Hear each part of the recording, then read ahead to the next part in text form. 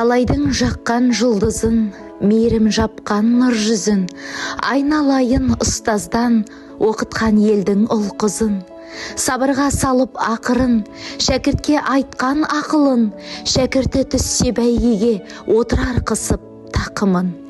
Жақсы бір маман болсын деп, осылар білім алсын деп, еңбек еткен күндіздің ұрпақтың бағы жансын деп.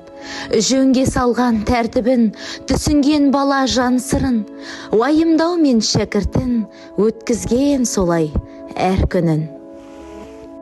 Анар Әнуарқызы, бұл біздің мектебімізде ізденімпаз шығармашылық мұғалім. 2019 жылы мектеп бітіретін кезде мен де Анар апай секілді ұстаз болғым келді.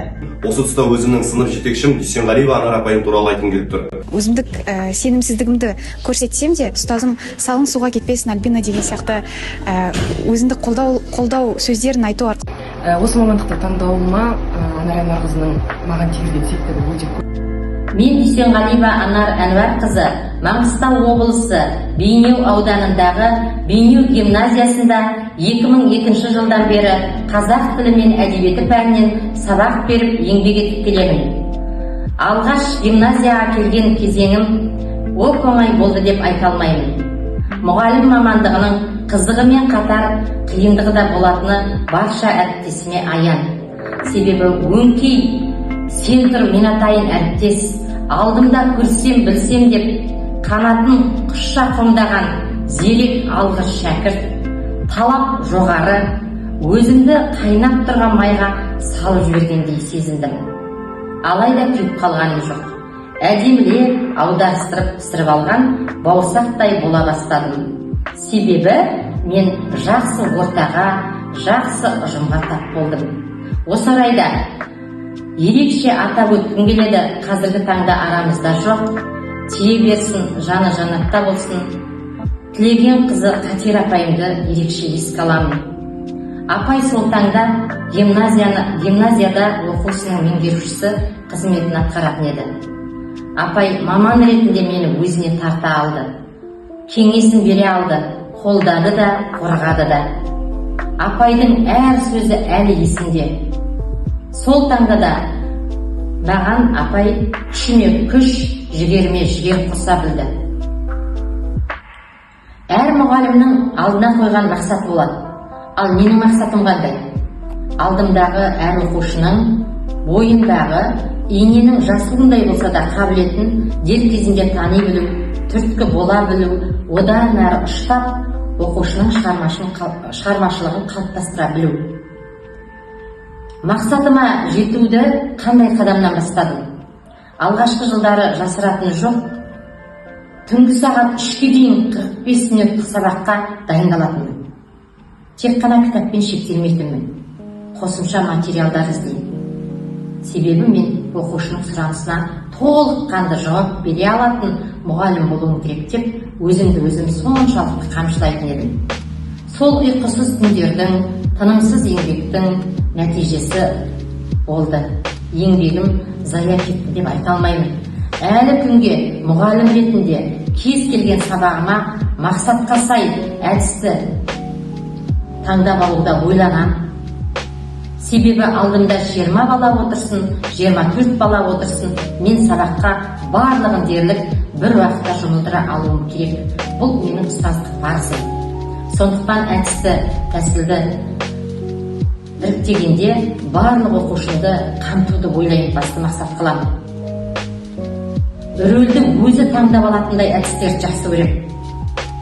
Сонда еш бала сабақтан қалыс қалмайды. Бала қабілетін ескеріп, өзі қызығушылықпен рөл таңдап жұмыс жасайды. Міне осылайша сіздің сабағыңызға қатыса алған бала келесі сабағыңызды қызыға, асыға күтеді. Және оқушыға сенім ұялатамыз. Өзінің қолынан өзгенің келгенінің барлығы келетінін сезініп, қуанып, сенім артып өзіне жауапкершілік жүктейді. Құс екеш құста балапанына қанат сыйлайды, ал ұстаз шәкіртіне талмас талап сыйлайды. Менің де мақтанышпен айта алатын еңбегімнің нәтижесін көрсеткен шәкірттерім баршылық. Талай аудандық, облыстық, республикалық көлемдегі, аймақтық көлемдегі сайыстарға қатысып, пәндік олимпиадаларға қатысып, жүлделі орын алып келген оқушыларымды кейбіреуін атап өтетін болсам, Алимова Жайна деген оқушым пәндік олимпиададан республикаға дейін жолдама алды. Қазіргі таңда өзімнің ізімді жалғастырып, қазақ тілі мен әдебиеті пәнінің маманы болып қызмет атқарып жүр. Кеше ғана мектеп қабырғасынан түлеп ұшқан Жалғасбаева Ақнұр, Қанипа Бітбаева атындағы пәндік олимпиадаға қатысып, 3 жыл қатарынан республикаға жолдама алды. Республикадан да 2-ші орын алып келді.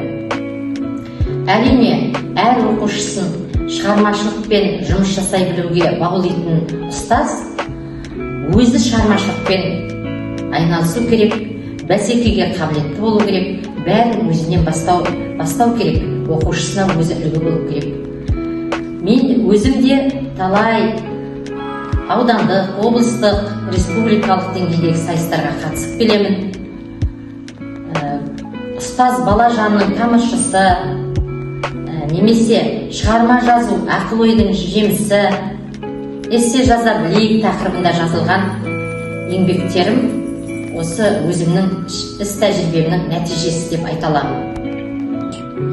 Анар Әнуарқызы бұл біздің мектебіміздегі ізденімпаз шығармашыл мұғалім. Оның тәрбиелеген шәкірттері облыс республика көлеміндегі түрлі сайыстарда жүлделі орындарды иеленіп жүр.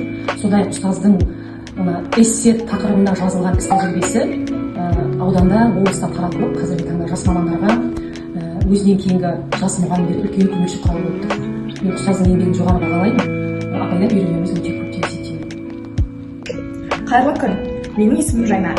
Мен Дүйсенғалиева Анар Әнуарқызының 2019 жылғы түлекімін. Мектеп қабырғасында Анар апайымның қазақ тілі мен әдебиеті пәндерінен облыстық, республикалық сайыстарға дайындап, жүлделі орын алуыма көп септігін тигізді. 2019 жылы мектеп бітіретін кезде мен де Анар апай секілді ұстаз болғым келді. Сәйкесінше қазақ тілі мен әдебиет пәндерін таңдап, ұлттық бірыңғай тестілеуде жоғары балл жинап, Астана қаласындағы Еуразия ұлттық университетінің қазақ тілі мен әдебиеті мұғалімдерін даярлау мамандығына оқуға түстім. Саламатсыздар ма, құрметті ұстаздар, қауымы, сіздерді келіп жеткен мұғалімдер күнімен шын жүректен құттықтаймын. Мен Сағидури Мирас, 2019 жылғы Бейнеу гимназиясының түлегімін. Осы тұста өзімнің сынып жетекшім Дүйсенғалиева Анар апайым туралы айтқым келіп тұр. Жалпы біздің Анар апай өте білімді, сауатты мұғалімдердің қатарынан әр баламен жеке дара өзінің қабілетіне қарай жұмыс жасайтын, өзінің баласындай тәлім тәрбие беретін. Жалпы Анар апайымыздың еңбегін, бізге деген еңбегін ешқашан ұмытпаймыз. Әр адам үшін өмірінде өзіне ыстық, ерекше ұстаз болатын барлығымыз білеміз. Менің сондай ұстазым ол Анар апайым. Мектеп қабырғасында түрлі жарыстарға жетелеп, алғашында әдеби сөздік қорым ақсап жатса да эссе байқауларына жетелеп, өзінің қолдауын білдірген, өзімдік сенімсіздігімді көрсетсем де, ұстазым салың суға кетпесін Альбина деген сияқты өзіндік қолдау сөздерін айту арқылы мені жетелеп, соның арқасында республикалық, облыстық жарыстардың бірнеше дүркін жеңімпаз атандым, және де мектеп мақтаныштарының қатарына қосылғаным рас. Сәлеметсіздер ме? Менің есімім Клара. Мен 2019 жылғы Бейнеу гимназиясының түлегімін. Сол жылы Анар Әнуарқызының жетекшілігімен менің сыныптастарымның барлығы дерлік жоғарғы оқу орындарына түсті. Мен де сол жылы өзім армандаған Темірбек Жүргенов Қарауыл атындағы Қазақ ұлттық өнер академиясына оқуға түстім. Қазіргі таңда Маңғыстау арнасында режиссер қызметінде жұмыс жасап жатырмын. Осы мамандықты таңдауыма Анар Әнуарқызының маған тигізген септігі өте көп. Шығармашылығымды шыңдап, үнемі менің режиссерім деп мектеп қабырғасында солай еркелетіп жүретін Анар апайдың класста, сыныпта үнемі бізбен ашық, емін-еркін сөйлесетіні менің есімде ыстық естелік болып қалды. Болашақта Анар Әнуарқызына үлкен жетістіктер тілеймін. Оқушылары өзін осылай үнемі қуантып, үлкен жетістіктерге жеткізе берсін деген тілегім бар.